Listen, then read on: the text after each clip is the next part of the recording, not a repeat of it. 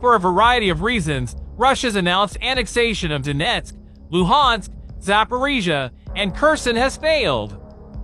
In addition to NATO and Ukraine not recognizing the annexation, Russian soldiers did not initially have complete authority over all of these regions. For the time being, Russian forces may be able to claim control of the great majority of Luhansk Oblast, but in the nearby Donetsk Oblast, Ukrainian forces are still driving out Russian soldiers with the help of weapons supplied by NATO. This was made increasingly clearer over the weekend when Ukrainian forces effectively forced Russian soldiers stationed in the Ukrainian city of Lyman to flee after being surrounded by them. This past weekend, the Ukrainian armed forces triumphed in Lyman, criticizing Russian forces for fleeing in a tweet. "We appreciate the Russian Ministry of Defense for their effective collaboration in setting up the Izium 2.0 exercise.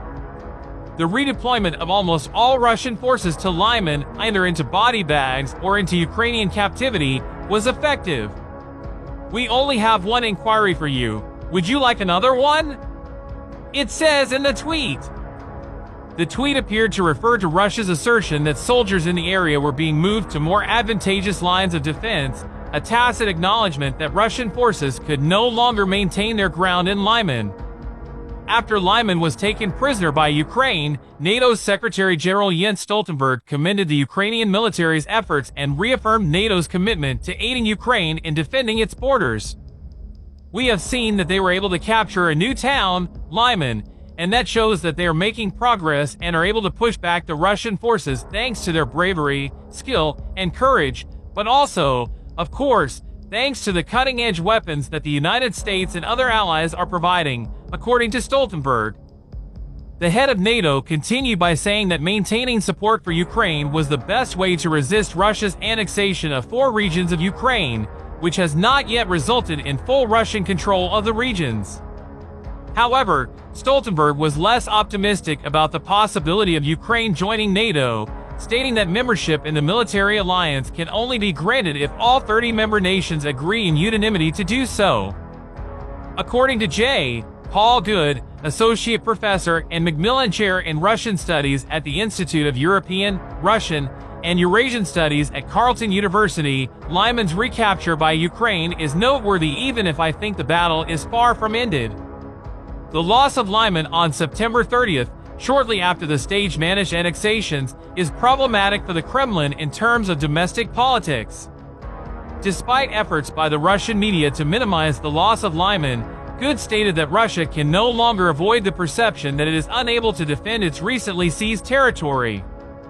In turn, the loss of Lyman would provide hawks and nationalists like Ramzan Kadyrov of Chechnya more ammunition to criticize the Kremlin's conduct of the war. More discreetly, Lyman's death might have an impact on the infrastructure of the occupation in eastern Ukraine, especially if repeated losses discourage Russian bureaucrats and public sector employees from accepting new positions in seized areas. The apparent harm that such a defeat would cause to Russia's reputation as a patron state of the occupied regions should therefore not be understated. The significance of the ongoing liberation of occupied territories is much greater outside of the battlefield than in Ukraine itself, according to Keir Giles, a Russia expert who is currently at the Conflict Studies Research Center. While the continuing advance of Ukrainian forces is welcome news, he said, more significant than the short-term tactical gains are 2 major effects that the current advancements will have. First and foremost, they serve as a stark reminder to Kyiv's Western backers that the war is not static and that earlier in the year, fears of a protracted stalemate over the winter were unfounded because Ukraine is in a position to drive Russian forces out of at least some of the territory they have seized. The other immediate effect is that it exposes the absurdity of Russia's assertions that it has annexed a portion of Ukrainian land. The liberation of villages like Lyman the day after Putin said that they will always be Russian exposes the absurdity of Russia's statements for the entire world to witness. Russia has claimed territories in Ukraine that it did not even control, and it is now losing even territory that its forces did in reality occupy. One significant effect makes it even more difficult for Russia to maintain control of the narrative by informing its own populace about the conflict and exposing the disconnect between Putin's delusions and the truth. Russia is unable to control the battlefield as it once could.